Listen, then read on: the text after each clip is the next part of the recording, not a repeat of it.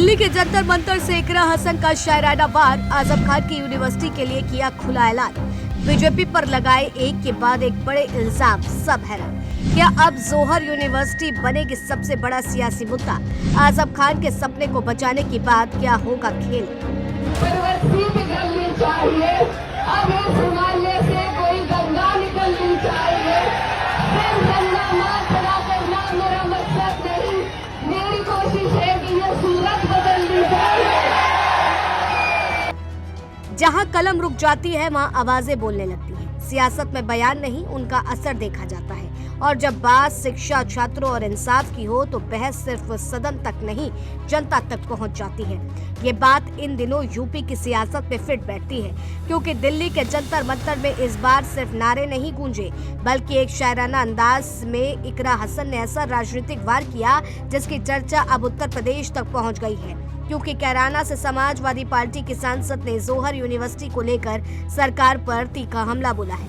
उन्होंने कहा कि जिसने शिक्षा का मंदिर बनाया, आज उसी पर बुलडोजर की बात हो रही है। इकरा ने साफ कहा कि अगर जरूरत पड़ी तो वो खुद मैदान में उतरेंगी और जोहर यूनिवर्सिटी को बचाने की लड़ाई लड़ेंगी। ये ऐसे अनपढ़ जाहिल लोग हैं जिन्होंने खुद तो कोई तालीम हासिल नहीं करी है, खुद इस देश को इन्होंने कोई संस्थान नहीं दिए, जो पहले से बने हुए हैं उनको तोड़ने पे ये लगे हुए हैं। तो आज हम सबको सोचना होगा कि ये सिर्फ हिंदू मुस्लिम करके एक यूनिवर्सिटी को अगर तोड़ रहे हैं तो इस देश का युवा, मुझे उम्मीद है कि कोई भी लड़ाई, ये सब लड़ाइयाँ एक दूसरे से जुड़ी हुई हैं। चाहे वो वैष्णो देवी यूनिवर्सिटी को जिस तरीके से इन्होंने जम्मू कश्मीर में बंद कराया, चाहे जिस तरीके से जामिया, JNU और अलीगढ़ की ब्रांडिंग ये लोग करते हैं, चाहे जौहर यूनिवर्सिटी को तोड़ने की बात हो। मेरी कोर्ट से यही अपील है कि ऐसा बिल्कुल ना होने दें। हम ऐसा बिल्कुल नहीं होने देंगे। जरूरत पड़ेगी तो वहां पर भी इसी तरीके से हम लोग बैठने का काम करेंगे। उनका दावा है कि यह सिर्फ आजम खान का मसला नहीं,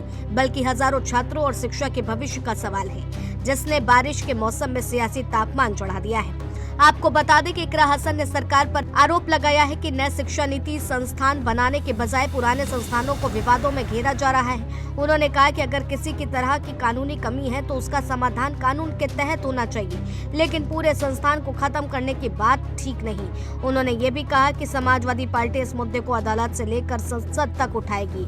यही नहीं, इकरा हसन ने संसद सत्र के पहले ही विपक्ष की रणनीति भी साफ कर दी है। सोनम वांगचुक का मुद्दा हो, नीट का विवाद हो, डिलिमिटेशन या फिर वन नेशन वन इलेक्शन, उन्होंने कहा है कि विपक्ष हर मुद्दे पर सरकार से जवाब मांगेगा। अब सवाल यही है कि क्या इकरा हसन का ये शायराना वार सिर्फ एक राजनीतिक बयान है या फिर समाजवादी पार्टी मिशन 27 से पहले नया मुद्दा तैयार कर रही है? क्या जोहर यूनिवर्सिटी का मामला आने वाले दिनों में और बढ़िया होगा? क्या अदालत का फैसला इस बहस की दिशा बदलेगा? इन सवालों के जवाब आने वाले वक्त में ही मिलेंगे। लेकिन इतना तय है कि इकरा हसन ने इस बयान ने एक बार फिर जोहर यूनिवर्सिटी को उत्तर प्रदेश की राजनीति में केंद्र में ला करके खड़ा कर दिया है। अब नजर सरकार के अगले कदम पर भी है और विपक्ष की अगली रणनीति पर।